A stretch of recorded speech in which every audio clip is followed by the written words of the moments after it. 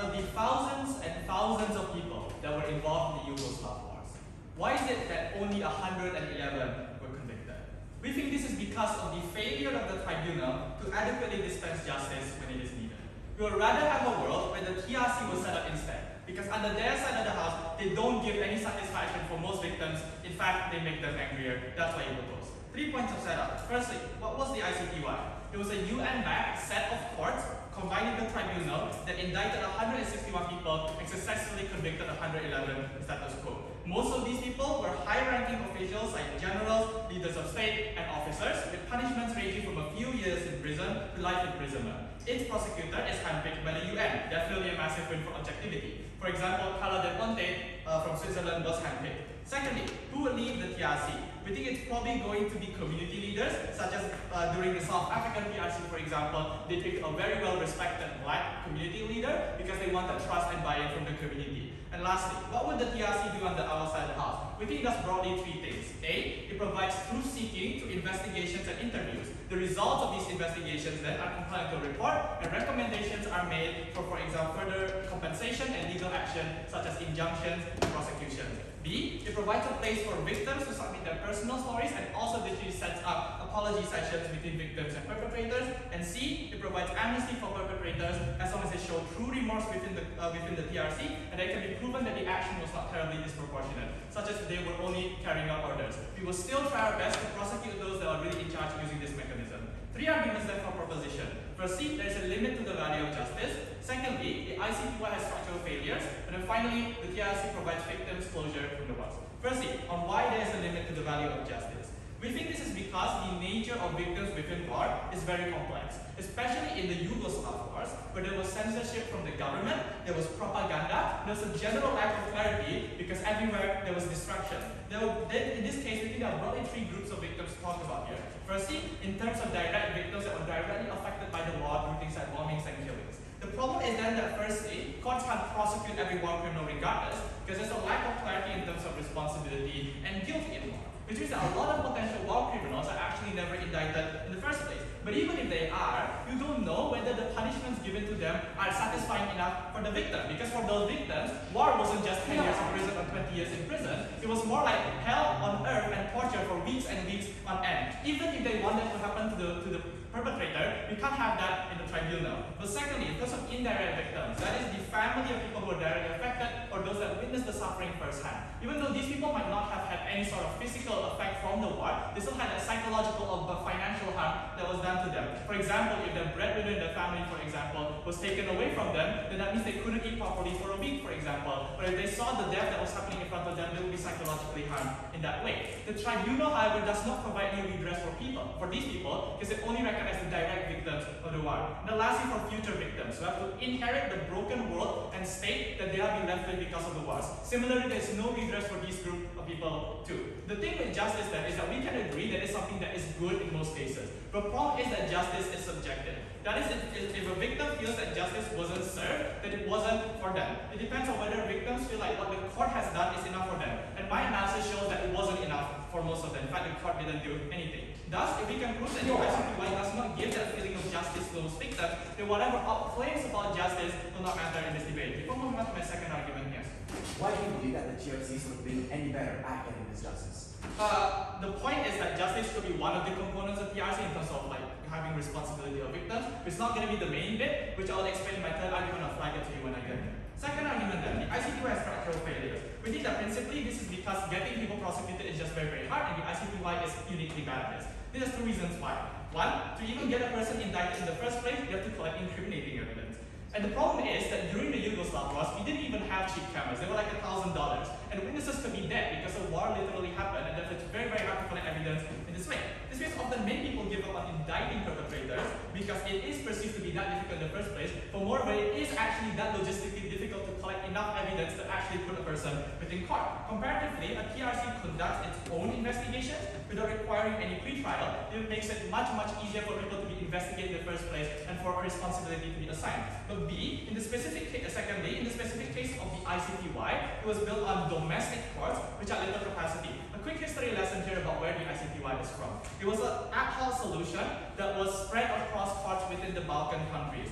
which meant that these courts often had very little capacity because A, many of these countries were newly independent, and thus legal instruments like inside the constitution, standard operating procedures, or codes of conduct were simply not a thing yet because they were only newly independent and those legal instruments didn't exist. But B, because many of these courts that were then repurposed for the ICTY were actually handling provincial matters instead of international law, which meant that they simply didn't have the necessary skills and didn't have the time to retrain lawyers and judges to handle those kinds of cases. What this meant is that this simply could not or did not have enough capacity to indict vast majority of people.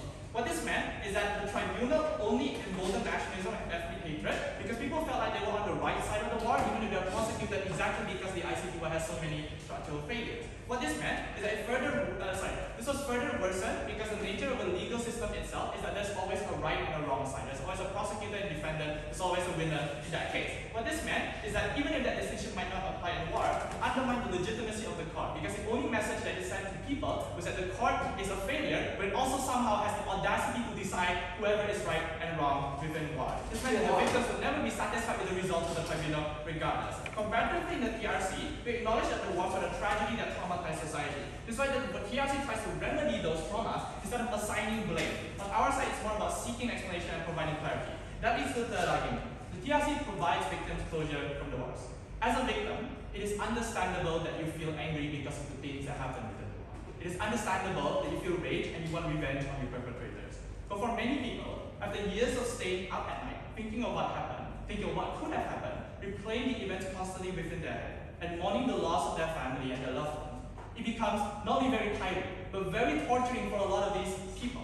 They have nowhere to redirect their anger and grief and suffering. This is why in Bosnia, for example, every 11th July, people still commemorate the Srebrenica massacre, even though the 111 were put behind bars, because there was no answer for their plight. There was no answer for their suffering.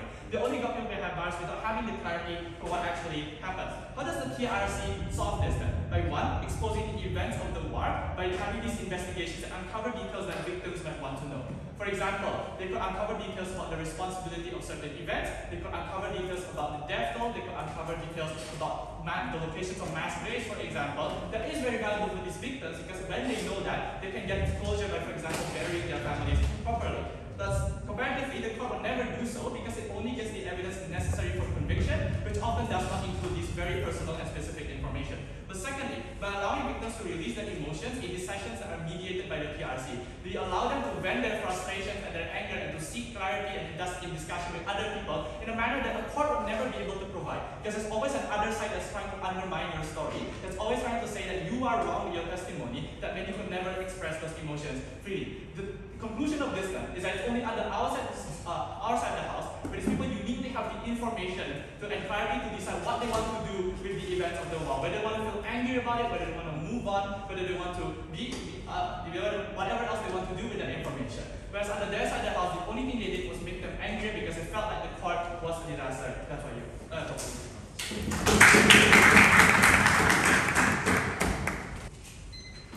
The crucial mistake with Team Proposition's case is that they've just spent and wasted still 8 minutes criticizing the ICTY but not proving why TRCs would be any better to deal with the aftermath of the Yugoslav Wars.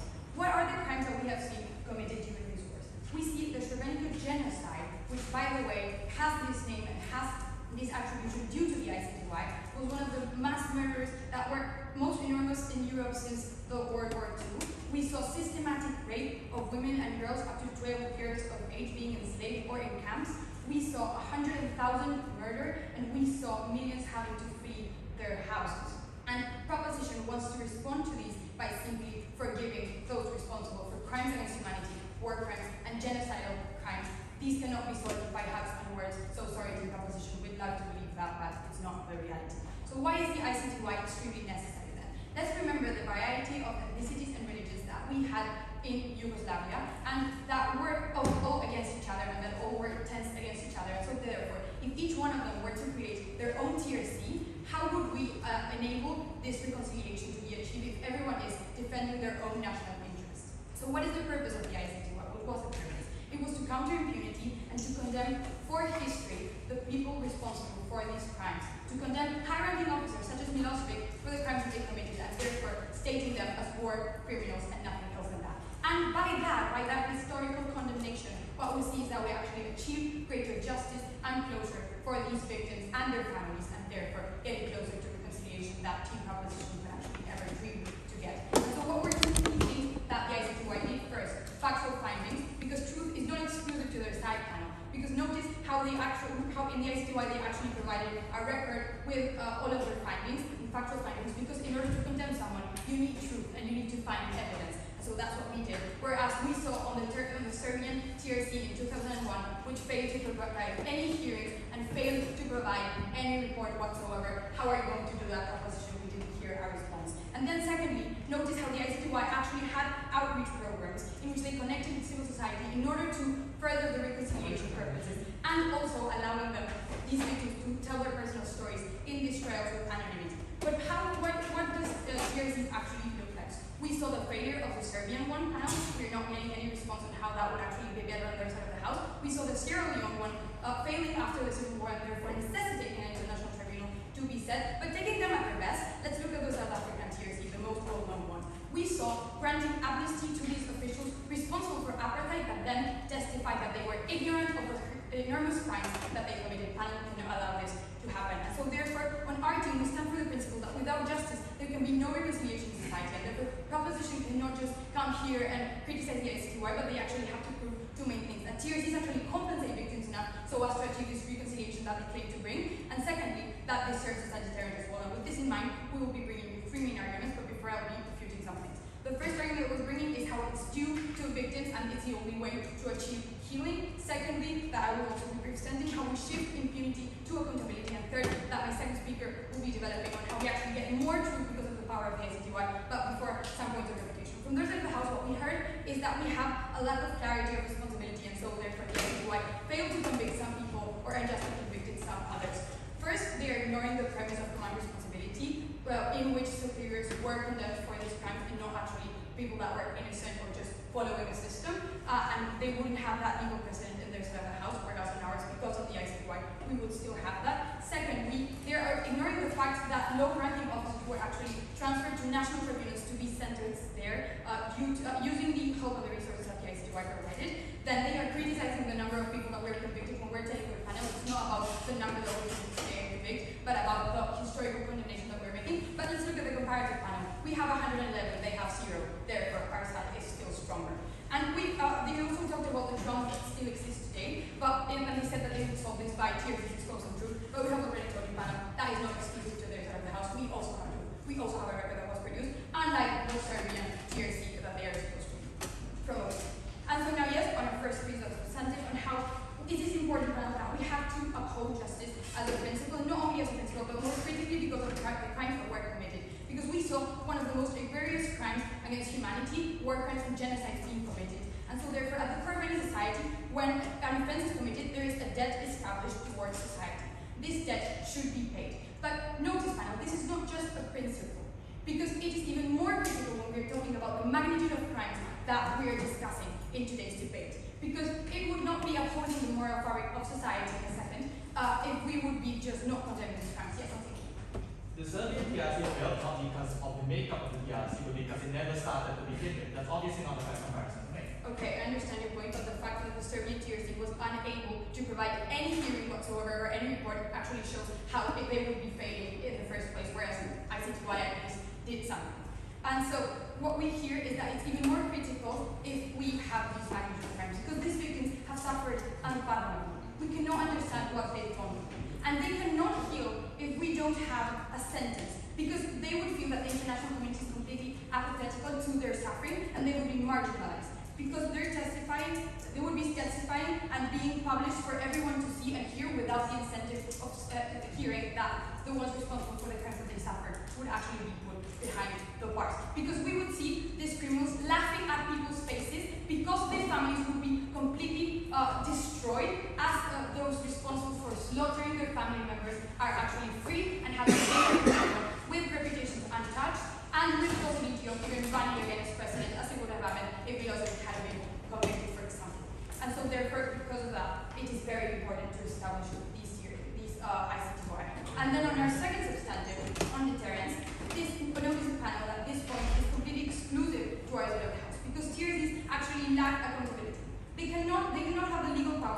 impose any consequences because they are solely focusing on searching for truth. But therefore, what is different with the ICTY? The ICTY actually demonstrated that these crimes will not go unpunished. It is a preventive measure that deters because it says that the international community will not be accepting these atrocities. And notice now, this is actually case winning because within a world that they are preferring, they would be preferring a world without a legal precedent that the ICTY set. Let me walk you through it. For instance, the ICT, the Rwanda board, or the Sierra Leone ones wouldn't have been possible without the ICTY. They are all established thanks to the ICTY, and the ICTY actually has helped to protect the Geneva Conventions, which on their side of the house we do not see how they will be upholding those. And so in our side of the house we have laws about sexual violence being established during wartime in international humanitarian law. When notice panel in the TRC in South Africa, that was not even considered, so these victims of sexual violence were completely unheard. And then we see actual advancements on the term of genocide and torture and command responsibility, which on their side of the house wouldn't exist at all. And because of all of the exclusive benefits that we have and how they actually weren't able to prove at any point on how TRCs would be better, because we get truth and because we get justice, which leads to reconciliation, a world in which the ICTY does not exist. It's a fundamentally unjust world in which tensions are simply increased.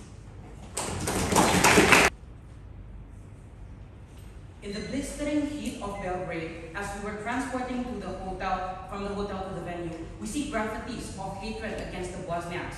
Well, in Bosnia, just last week, on July 11th, we heard sirens and silent citizens that mourns the Srebrenica tragedy. At best, opposition is true by theory, but blinded by the reality.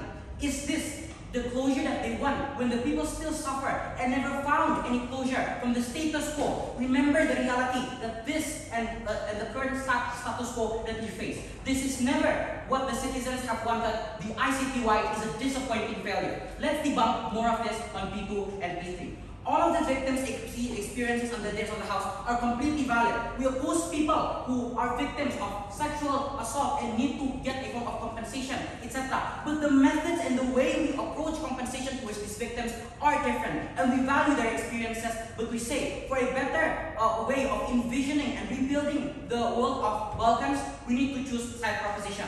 Let's start with their main idea then. They burden push us by saying that we lack the mechanization. They completely ignored our 3 points of setup, but let's add more to that. It would be a UN-backed body that is focused on truth-seeking and compensation rather than the processes of imprisonment. And remember, when it is emphasized on people can talk about anything without feeling the process of imprisonment at any given time, it is where people are free in talking about their guilt, in talking about which information that they were given or giving the timeline of incidents. It is not only later you focus on the perpetrator being imprisoned, but also on the victims sharing or other types of victims or anyone or any forms of witnesses sharing their parts of stories. On their side, it would be dropped because it is not considered as evidence because it is just a mere timeline, even though it is what the victims needed. Here's the comparison that they put under our side. 2 things. First of all, information gives us more closure from the process of timeline, the last moments, where they were buried and given their uniforms and badges.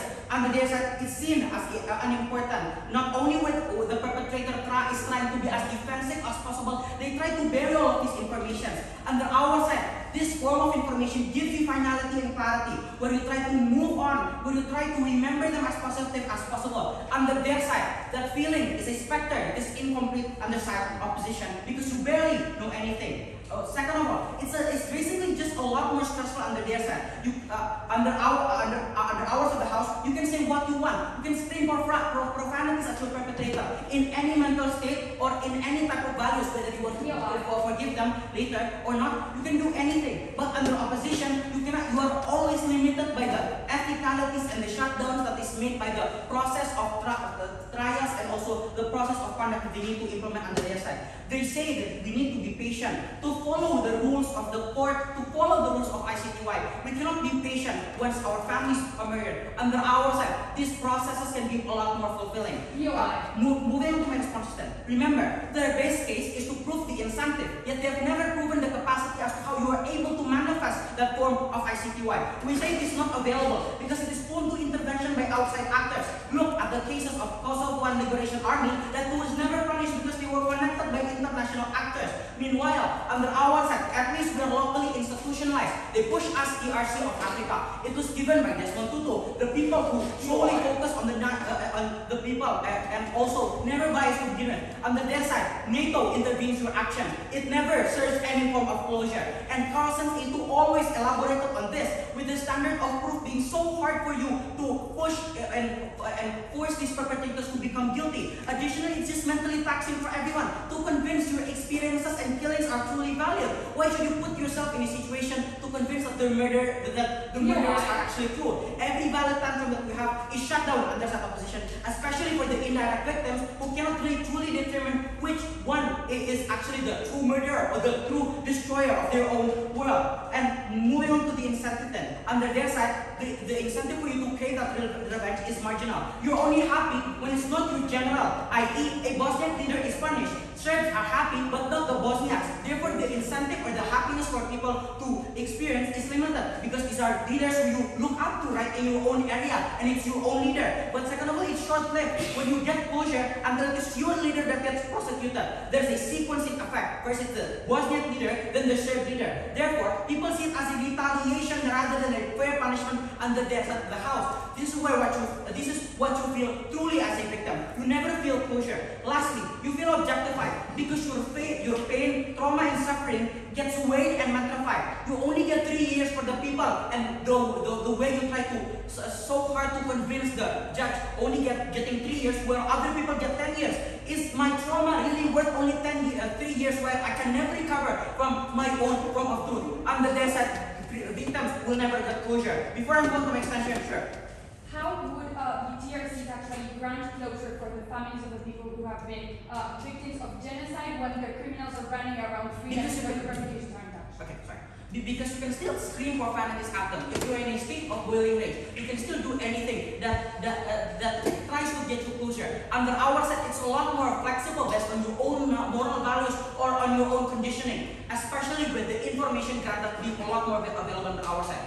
My extension will be talking about economic betterment. This is another delta and an independent factor victory. How systematic and aggressive the tensions really are. A, on a communal level, there are so many negative stereotypes being thrown between ethnicities. Serbians being depicted as very aggressive and evil because those who are mostly indicted are Serbians. The ICTY reaffirms the pre-existing notions by finger pointing and labeling who is the criminal and who is truly the victim, and blaming would amalgamate people's identities with their charges. Regardless whether or not you are a perpetrator, a Serb is a Serb and a Serb is a criminal. With the same amount of stereotyping, everyone is a victim.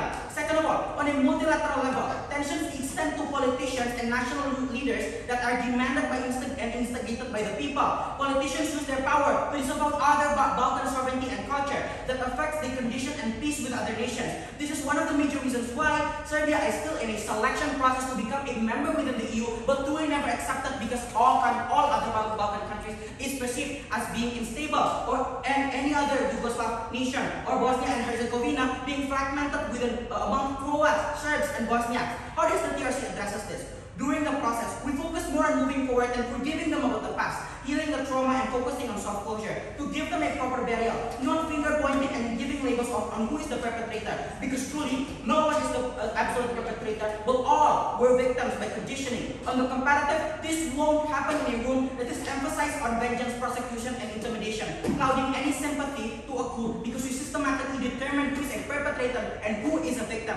Second of all, sure, there will be tensions, but tensions simmer down as people try to have the process of acceptance and moving on under ours of the house. They slowly become neighbors, the people that smile to us once we are passing by, giving us clarity and certainty that these are the people that we humanize. The parallel is like the Singapore integration program, where many ethnicities hated each other because of ethnic politicization. The Chinese, Malays, and Indians were put into the same neighborhood, and they become friends after a certain amount of time. And this shows that even if they had super different cultures and languages, they could still work together. But with the Yugoslav nations, the transition can be a lot easier when we share similarities in the Slovak language, making it easier to communicate, having similarities in cuisine, folklore, and popular sports to one by. The outcomes then are more regional cooperation between the neighboring nations that supplement and coalesce each other, similar with ASEAN, or multilateral organizations being easier for us to enter because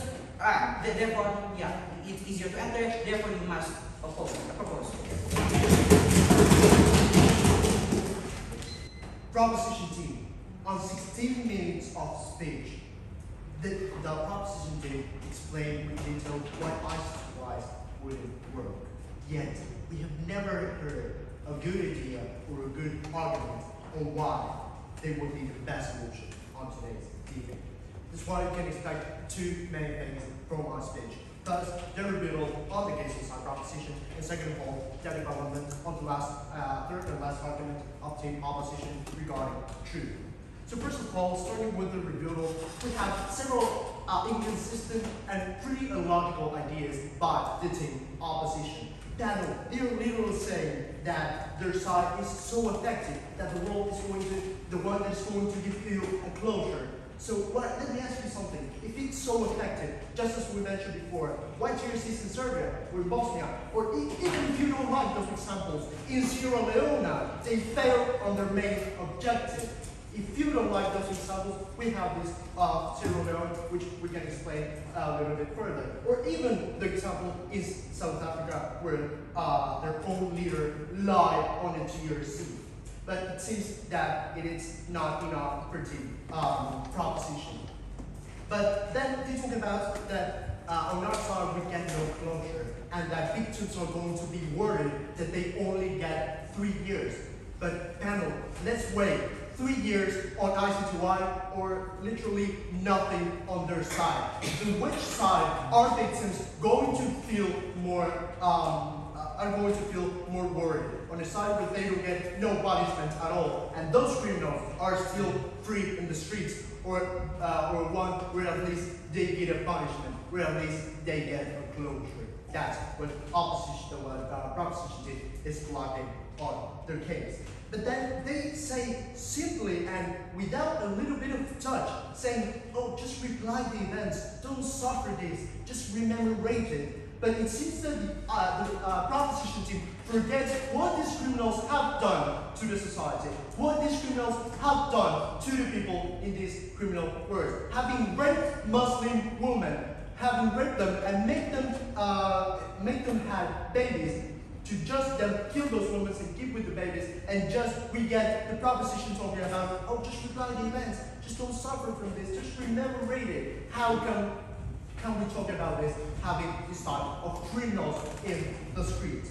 But then they say basically that only 111 people were convicted. So are you not satisfied with that? Taking into account that those 1,100 people convicted were mainly the heads of the crimes, the heads of the total issues that occur on this type of wars. But second of all, we're talking about TRCs in here in general. And as we mentioned before, this has a national interest. It's not centralized. And everyone is going to defend, as we mentioned before, their national interest, therefore they're not going to be affected. And then they give this idea that this illogical idea still that the place is a place for victims to help them to feel sure. How are they going to feel sure? How are they going to feel safe if the only place that they have is the one that in their world their criminals are still free? So then we have this idea that they say that ICTY is a complete failure. They just say with all their heart that ICTY is a complete failure, having into the world no truth, no reconciliation, and therefore no closure. But that's something we're going to explain a bit further regarding the point of truth. And what we can tell you on the point of reconciliation is that, as we said before, if the criminals are still free on the streets, tensions will still arise between these people, between these victims and the perpetrator. Therefore, there's going to be no reconciliation because, as we mentioned before, without justice, there's no reconciliation. But it's also funny that they literally mention on their speech that on the TRCs, you can say whatever you want. It doesn't matter what you say, it doesn't matter your condition. And that's precisely the problem regarding TRCs. Team Indonesia didn't want to seek this truth, didn't want truth seeking. So, as we mentioned before, this example of the president in South Africa that literally lied on the TRC in the place that they said that victims were going to feel sure the literal precedent that made these kind of crimes lied on their side of the world. Didn't you want truth-seeking? Well, that's not what you're going to get. Because that's why this leads to our third argument of our third argument of the team opposition regarding history. But before I tell you, it seems that Team Indonesia doesn't agree with us. Their case is showing examples and saying our side will always be like Sierra Leone and horrible. But they have never proven why TRC will always be just like that. We recognize over and over again that we can learn and we can be somewhat compatible. Basically, what they're trying to say on this debate is that why so horrible? Why the ICTY is so powerful? Again, we haven't refuted good argument why the TRCs are clearly the best place in the world. Having this idea that they lie on their side, having this idea that they don't present, even when, as they said, they can say whatever they want. So I think Team Indonesia should stop talking about why ICTY are so bad and start focusing on why TRCs are so good. But to start with the argument, establishing TRCs instead of the ICTY presents significant challenges, particularly regarding their effectiveness in uncovering the truth and achieving reconciliation. TRCs, as we mentioned, typically lack the legal authority and investigative powers that courts like the ICTY possess, where courts can compel witness testimony, issue warrants, and conduct specific investigations, while TRCs mostly rely on just voluntary cooperation. Just as they said, they can say whatever they want, including lying.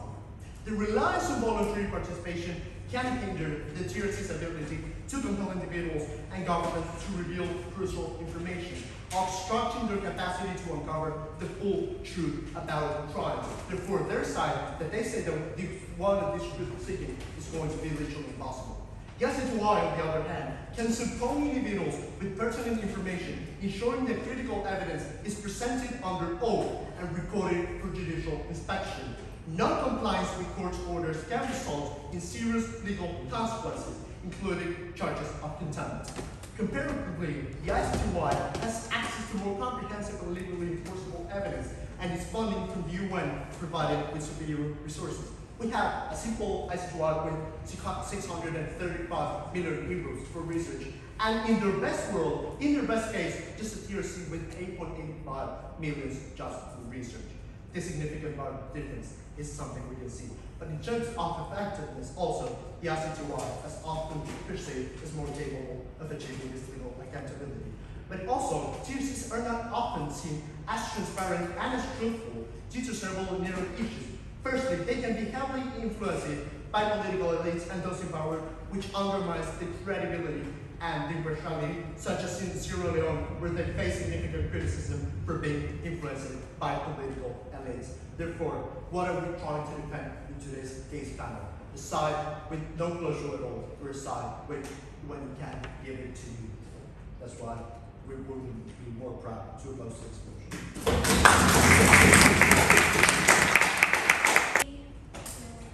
Every July 11th, the Bosnians gather and hang their heads in silence, while sirens wail in the background. But no matter how loud the sirens rang, it will never be enough to drown out their pain and anger caused by how the ICTY dealt with the aftermath of the Yugoslavia. I promise I will deliver what the burden push is from Team Argentina, and will explain how the TRC fulfills what we promised. But before that, I will talk about only three things in my speech today. First, on fact-finding, second, on conviction safety, third, on healing. Firstly, on fact-finding. They posit to you that the ICTY is able to seek the truth. They attempted to call fact-finding, but it's simply factual that the nature of the ICTY does not allow this. We have proven to you 4 structural reasons given by my P1 and P2, which has gone unengaged by the Argentinian team. First of all, we have already given to you that the courts need evidence. We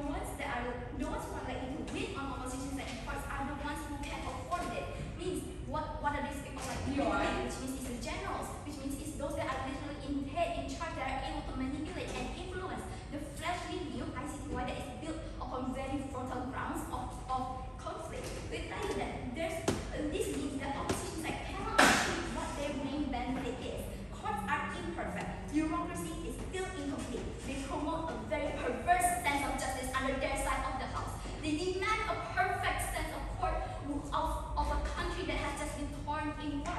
Thirdly, we quickly, at the best case scenario, this leads to two things. First, ethnic tension, as what my P1 and P2 has already told you. We tell you that by courts threatening and trialing those that are in heads, the heads of their own members of their community, the members of the community will feel like, oh, they will feel very paranoid, that they will feel wrong, they will feel like they're being blamed for whatever is happening in the Yugoslavian war.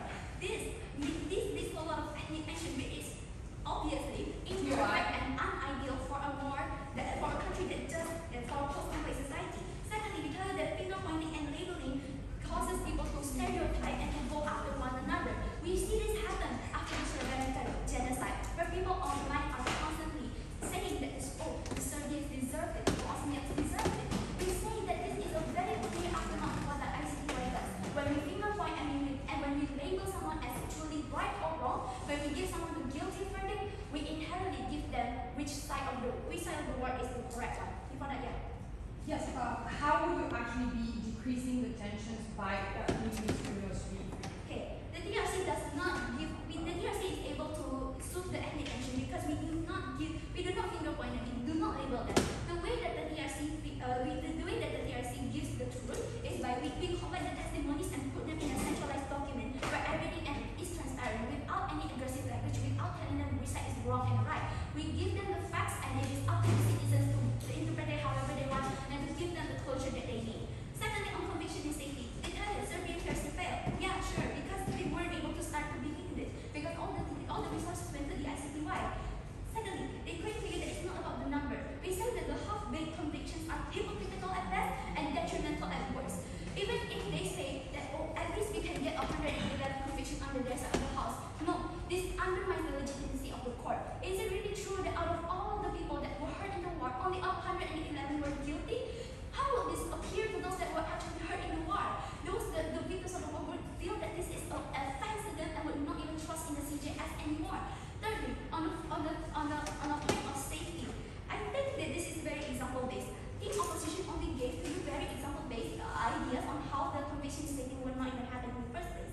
But then, on the idea of deterrence is a myth under opposition side of the war. If these people are already emboldened in the propaganda that is already spread to them during the war, when they're already so convinced that they're on the right side of the history, what makes you think throwing them into prison would make them think that they're in the right side of the history, or would make them repent? What happens after the conviction? What happens after they finish serving the sentence? There's no guarantee that these people, after they're released, will be able to integrate back into the society and will be able to know that they were in the wrong.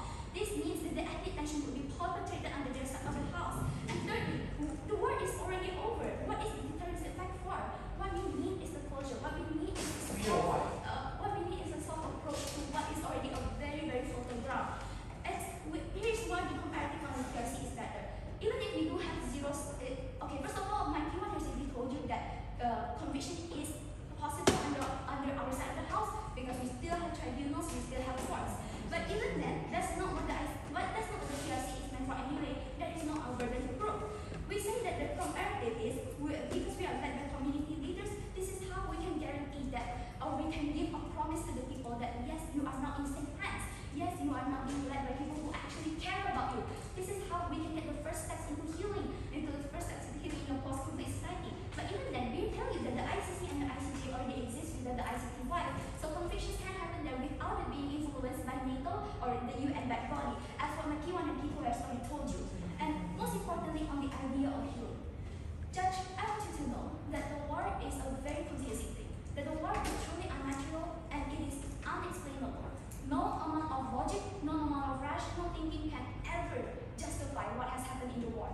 Why have we already posited to you that for those that are indirect victims, for the family, for the friends of the war, we tell you that these are the people who are hurt the most. They want to know where their mothers are buried. They want to know where their fathers are. They want to know what happened in the war.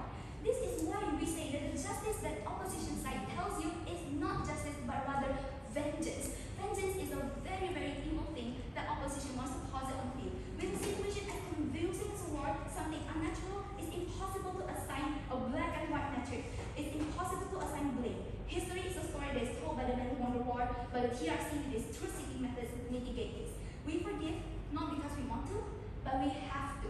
We have to move on for the sake of our future generations. We have to move on, work together with those who have hurt us in the past, because we need the economic betterment, as what many people already told you, because we need to go into the EU in order to secure our future, in order to make sure that Serbia and the Balkans as a whole can move on from this Yugoslav war.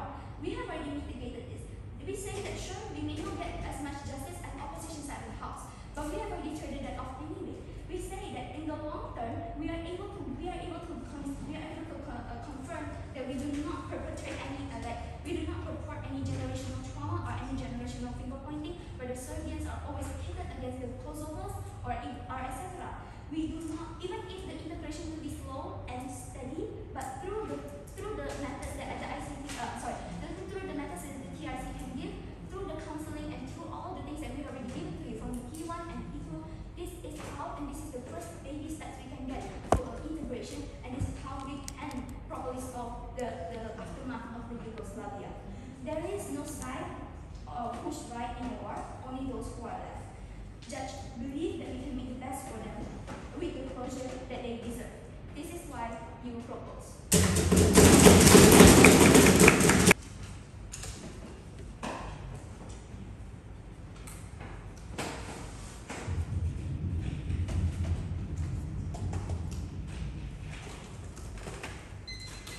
Proposition spent this entire debate pointing to imperfections in the ICTY. They completely missed that the point of this debate is to actually show that somehow, in one way or another, TRCs could have done better. Furthermore, they only explain how in the ideal imaginary scenario that they create for TRCs, they could have been marginally better in some specific points. They have to show that in the most likely circumstance, they would have been better than the ICTY. That's the burden they have to prove. They have not upheld it. It would be too late now in the proposition reply to try to come back. We have three big points of clash for this debate. First, on the need for justice and how this gets the reconciliation needed. Second, on deterrence. Third, on truth gathering in TRCs and the ICTY. First, on the need for justice. And please note how important this point is to this debate. Because the entire image that people have of war crimes centers around actually being able to get some justice and some punishment for the people responsible. You actually need to give this closure to people if you want to have even a hope of any reconciliation. We tell you that the crimes committed constitute the worst atrocities known to humankind. We saw war crimes, we saw war rape, we saw genocide. So I think it's very demeaning from their side to stand up and say, oh, but it's very complex, or it's not the job of courts to say what's right and what's wrong. I think that when you literally have war conventions broken, like the Geneva Convention, which these countries have signed, it's very clear that something here was heinous, something here was wrong. Furthermore, the fact that these conventions were even signed in the first place shows that the people and the perpetrators knew that it was wrong to begin with. So I don't think they have any point here saying that, oh no, but this is very relative, it's very gray. Furthermore, they say that, oh no, there's no perpetrators, everyone's a victim of their own circumstances. Secondly, I think that this is extremely demeaning, because when you actually have the perpetrators of genocide, the perpetrators who actually ordered war rapes, granting amnesty, not only being set free, but in some cases even being high-profile politicians running for president of their country, I think that you completely offend the actual victims and the families of victims. You never have any hope of getting these people to forgive others. But second point, this is not only a principled point that wins single-handedly for side opposition, even only on the principle point, but we even combat their point about reconciliation, because we tell you that they never get any closure. We tell you that when you actually give amnesties to these criminals, the resentment that people find to the countries that they were in war with, and the fact that they never actually got any closure for this, prevents any meaningful reconciliation between these countries. We tell you that a world where you actually had many TRCs completely letting go and giving amnesty to these criminals is a world filled with the brim and with injustice and therefore resentment. We gave you the example of South Africa, which they pointed out as a single example, no can. We give you specific reasons why this happened. It's because people actually do need to see the perpetrators of violence facing consequences. Then they said that, oh, but it's only 111 people, I'm sure that there were many more.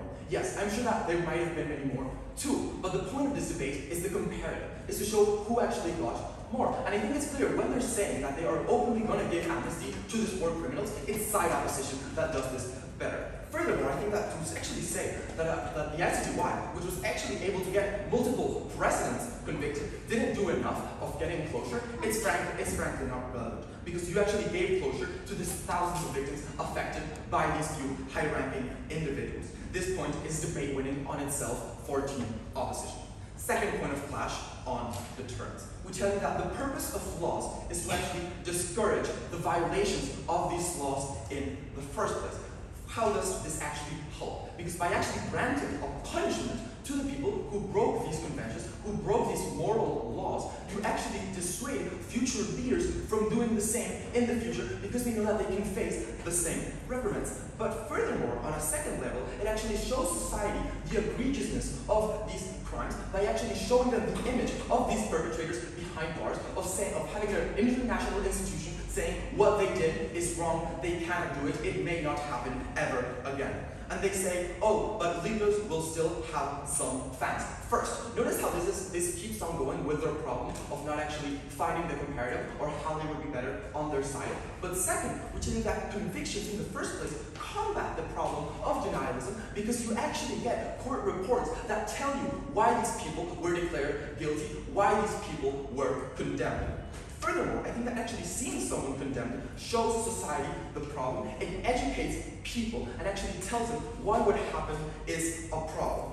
And we tell you that we'll engage even with the best scenario, where even if some fans still exist, they only prove a certain benefit inside these specific countries where these people have fans. On our side of the house, we showed you how the entire global community now receives a precedent for this. Side opposition helps not only some countries, side opposition sets global precedent for the entire world. Before moving on, I'll take a break.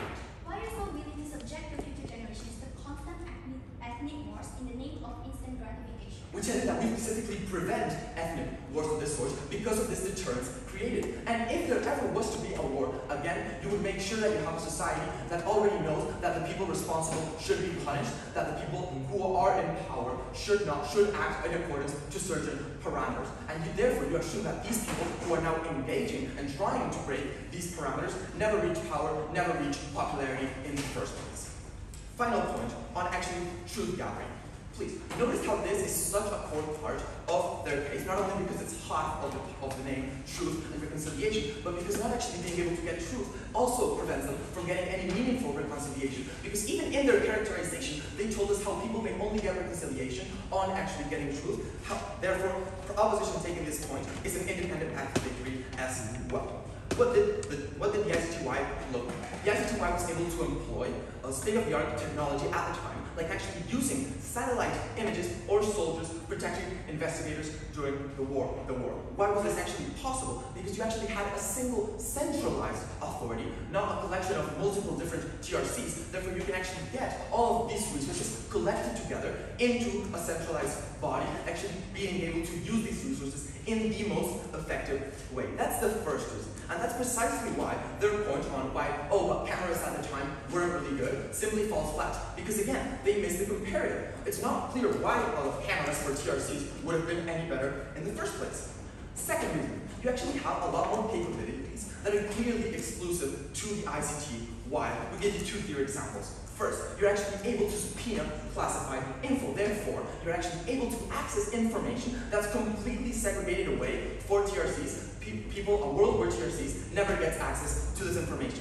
Second, we actually compel witness testimony. We actually can tell people that they have to testify under oath, that they may not lie, or else they will face severe reprimands. And we think that their point on amnesty simply isn't as persuasive to these people at actually getting any meaningful point, because they still have an incentive to lie, because they want to protect themselves against the image of the population. So people who testify on their side lie.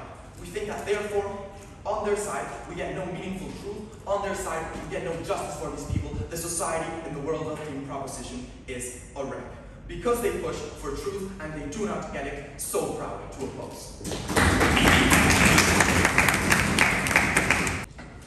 My blood right now is boiling. And imagine these Bosnians that gathered to remember the genocide. How their blood would be boiling too when this genocide would not be recognized as what it was, ethnic cleansing. And the responsible ones for this genocide would be untouched. That is the side that Team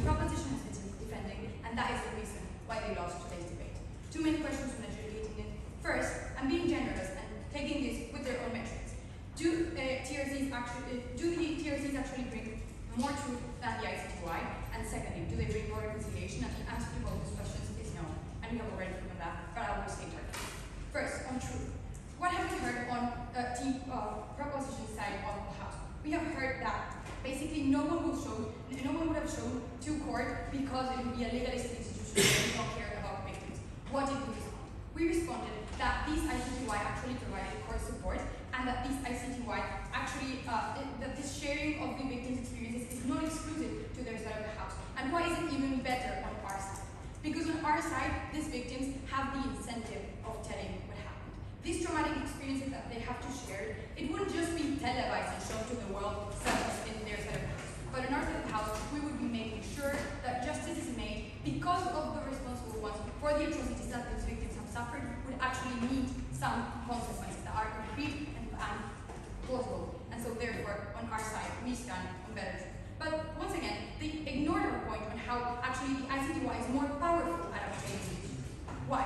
Because they can subpoena information, which on their side of the House, they wouldn't be able to, and therefore national governments would actually try to be hiding the truth that is not convenient for them to be spread on the narrative of the TRCs. And on our side of the House, we have the danger of lying under oath, whereas on their side of the House, we have seen that in the South African TRC, the president during apartheid testified ignorant. Therefore, proving that on their side of the House, we don't actually even get any truth. And then they also ignored our point about how we actually get much more resources than they do.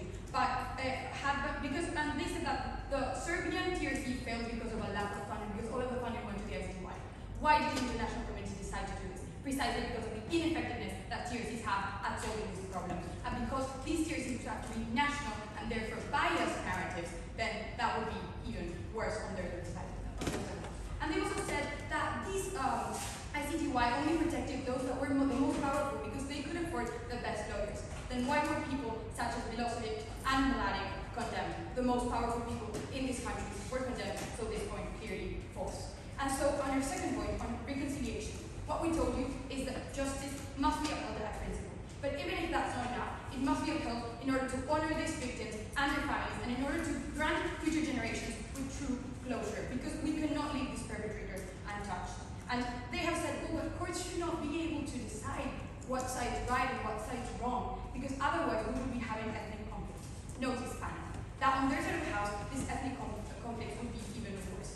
Because if these people were subjugated to propaganda, such as they said, they would be only defending their national interests when provided with a million of testimonies that they would be claiming to get. And so if it's up to the interpretation of every nationality, then every nationality, precisely because of the ethnic conflicts that they themselves have characterized, would be defending their own interests, and therefore ethnic conflicts would be even higher on their side of the House. And we believe that for memorialization and condemnation, such as things as the Srebrenica genocide, or things as Milosevic being a war criminal, these are actually objective truths that people have to accept, even if it offends their nationality a little bit. And they completely ignore the legal precedent that we have on our side of the House, because in their role, they don't have the ICC, they don't have our precedent on international humanitarian law. And because we took them by their metrics and we still won, this is the reason why opposition and the ICTY should win.